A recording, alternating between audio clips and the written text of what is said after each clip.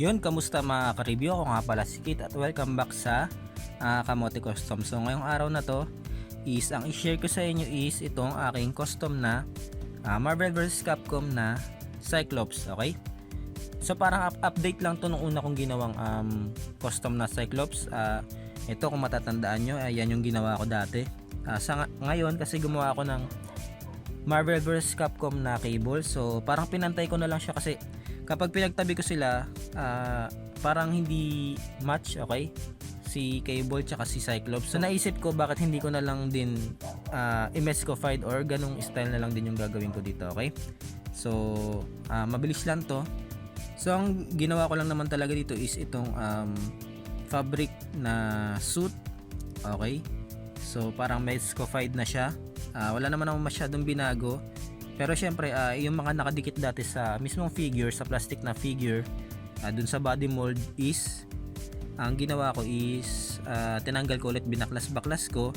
At syempre dahil nilagyan ko na ng tela to, medyo sumikip na siya. So, kailangan kong i-adjust ulit yung mga accessory, okay? So, itong strap niya dito sa may ginawan ko ng tela na merong textile paint, okay? So, yan. Kung paano ko ginagawa yan, nandyan sa baba yung in-depth review ko at saka tutorial, okay? Nilagyan ko na rin siya ng crotch piece, yan. So yun lang naman, in-update ko lang talaga siya, okay? So okay naman sa akin tong figure na to. Ang problema ko lang talaga is yung body mold. So dapat pala hindi to yung ginamit kong body mold kasi medyo parang wala siyang shoulder. Tingnan nyo para siyang nakababa lang. Pero kung titingnan nyo naman dito sa reference, yung pagkaka-drawing ni Bengus, medyo kasi siya obscure na sa pagdo-drawing, okay? So ganito naman yung style niya, medyo parang nakababa masyado yung shoulder. Pero siguro yun yung illusion dito sa figure na to.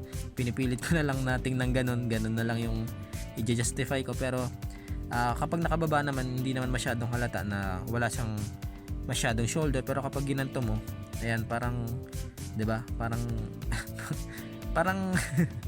parang nawawala na, okay? So siguro dapat pala nilagyan ko muna ng palaman dito sa my shoulder kahit papaano. Pero wala na, nagawa ko na. Wala na akong magagawa, okay? Pero sabi ko nga sa Marvel vs Capcom naman to. So pwede ko namang itago, gamitan na lang ng magic, okay? Sa mga pag-articulate, okay? So yun lang mga ka-review, maraming salamat sa panonood nyo.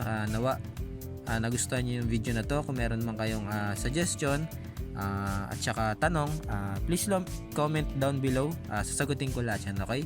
So yun lang, please don't forget to like and subscribe sa channel natin. Unti-unti nating naabot yung goal natin na 1,000 subscriber, okay? So maraming salamat sa inyo, sa mga nagsusubscribe, tsaka sa mga nanonood, tsaka sa mga nagko-comment tsaka like, na-appreciate ko yan. Maraming salamat sa inyo.